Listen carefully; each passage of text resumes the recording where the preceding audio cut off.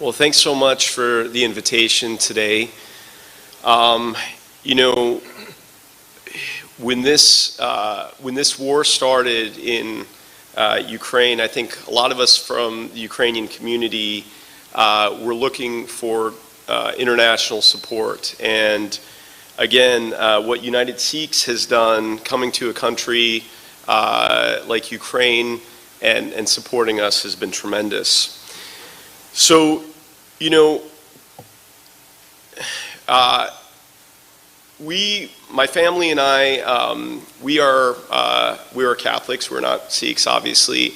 But you know, I think when it comes to interfaith dialogue in creating an interfaith community, I think it's important to cultivate your own home and then to provide hospitality. And so I want to start by saying thank you for inviting us to your home, to your community today, and making me and my family feel so welcome.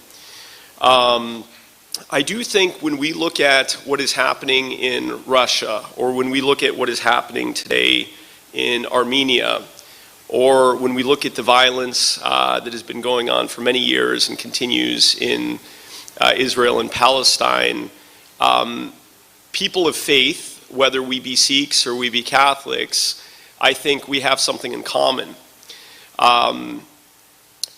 You know, Pope John Paul wrote a letter at the beginning of the millennium where he said that the biggest challenge we face, and when I say we, I say humanity at large and people of faith, is the mistake of materialism.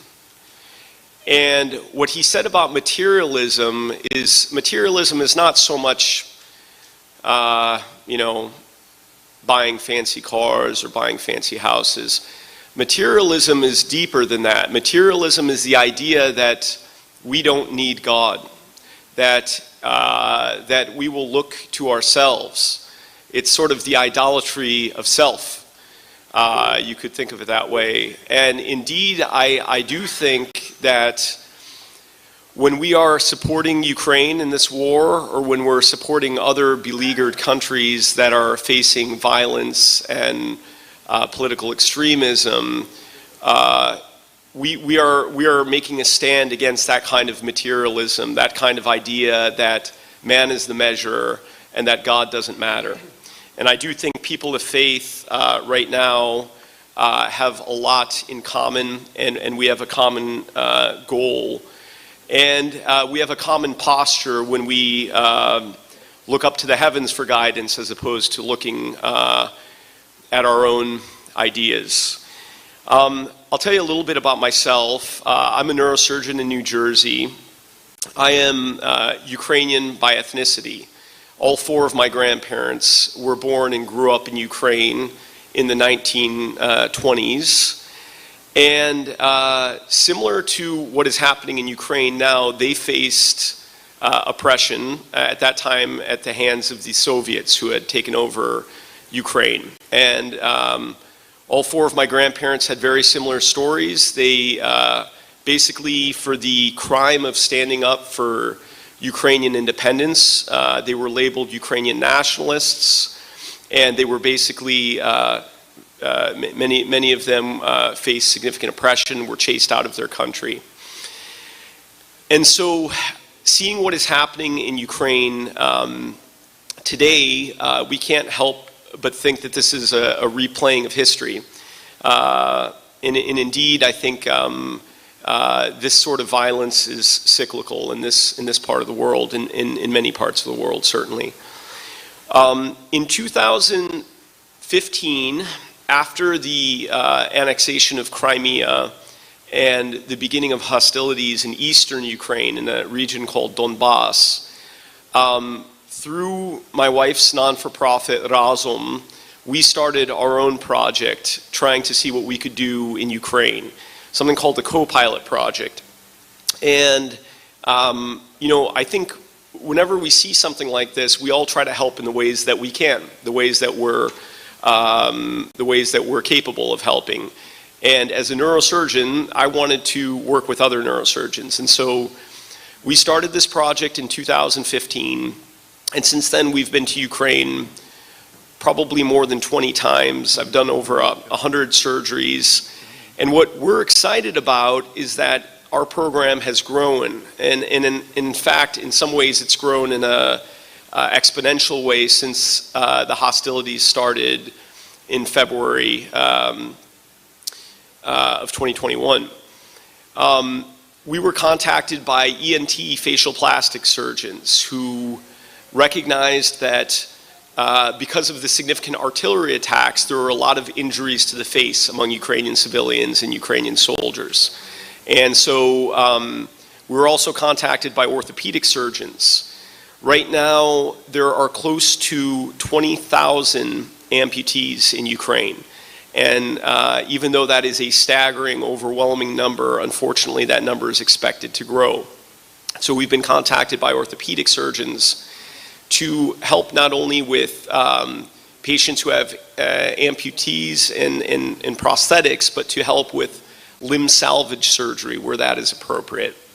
We've been contacted by endovascular surgeons who have gone to frontline hospitals like Dnipro, Mechnikova Hospital in Dnipro, which is probably about 100 kilometers from the front line, to help with devastating vascular injuries.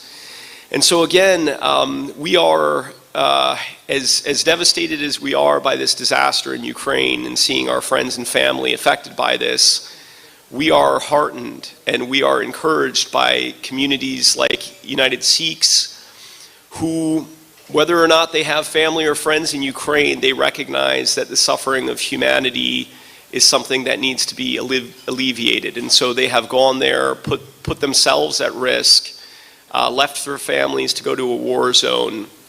And it is hard to express the depths of our appreciation for that action. So what are the challenges that Ukraine has today? And how can United Sikhs and the World Sikh Conference play a role in that? Well, since the beginning of hostilities, something like 400 to 500 hospitals have been destroyed in Ukraine. I mentioned the number of patients with amputations, now numbering close to 20,000. There is a major problem with post-traumatic stress disorder, as you can imagine. And I can tell you on our recent trip to Ivano-Frankivsk with a team of surgeons who were doing complex facial reconstruction, you know, I encountered many of these soldiers face to face. You know, they almost don't look you in the eye. They stare at the floor. They can barely speak. They're clearly what we would once call shell-shocked or severely traumatized. And we recognize that Ukraine now is a country, unfortunately, full of people like this. Men, women, and children who have either been forcefully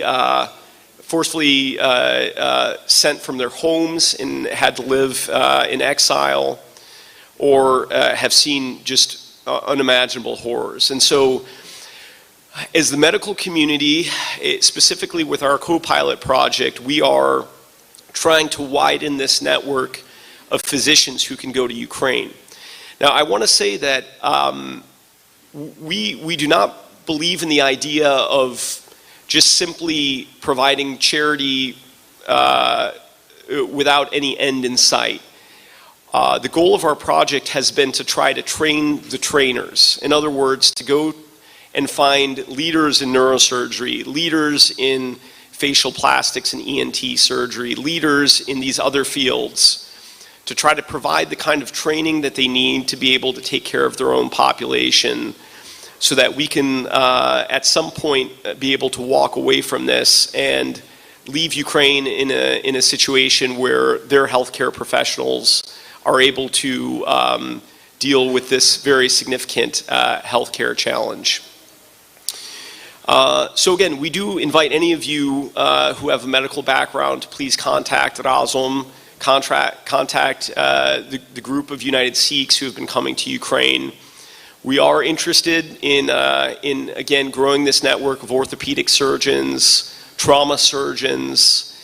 the work that United Sikhs has been doing in terms of training first aid is extremely important, and that will continue to be important because, again, we know that the casualties, the deaths, are higher than they need to be because of a lack of this kind of appropriate training. So again, I want to say again from the bottom of my heart, as a person who is religious but is not a Sikh, I'm inspired by the kindness, by the compassion, by the service that you have shown my people. And again, I believe that people of faith who turn to God for guidance have a great deal in common and have a great deal of work to do together. Thanks for your time and thanks for your attention.